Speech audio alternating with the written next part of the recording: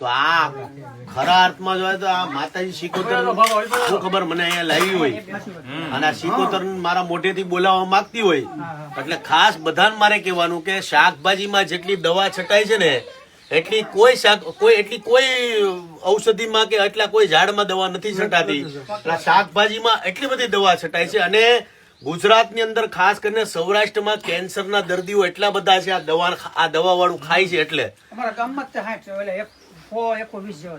120 એટલે આ તો હરેક ગામડાઓની પરિસ્થિતિ છે. આપણે એમ કે માવા ખાઈને કેન્સર થઈ ગયું પણ ઈ તમે વિચાર કરો કે માવા ખાઈને તો કેન્સર થાય જ છે પણ હારે આ જે દવા વાળું જે કેમિકલ વાળું જે ખાય છે ને એના લીધે કેન્સરના દિવસે ને દિવસે એટલા બધા દર્દી વધે છે. એટલે ખાસ મારે ગુજરાતની જેટલા મારા ખેડૂત ભાઈઓ છે જેટલા મારા ગુજરાતીઓ છે જે ખેતી કરે છે બધાને કહું છાણિયું ખાતર ગાય માતે હું નથી આપ્યું. તમે જેટલું ગૌમૂત્રનો ઉપયોગ કરશો છાણિયા ખાતરનો ઉપયોગ કરશું ઓર્ગેનિક ખાતરનો ઉપયોગ કરશો ને એટલું આપણું ગુજરાત સમૃદ્ધ થાય. બાકી તમે વધુ પાક લેવામાં છે ને અમે બધા મરી જાય પછી કોને વેચશું આપણે?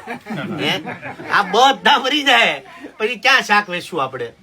એટલે ઉત્પાદન વધારો, કઈક મગજ લાવો, કઈક નવી યુક્તિ લાવો કે આપણે ઉત્પાદન કેમ વધારીએ કે પણ બને એટલે આ બધા દવાઓમાં પડોમાં રાસાયણિક ખાતરમાં પડવામાં નકર આવનારી પેઢી નાબૂદ થઈ જાય. આ જો આ સિકોતર કેવડાવતી હોય તોય હું કેવું એટલે દવા છાંટવાનું બંધ કરો.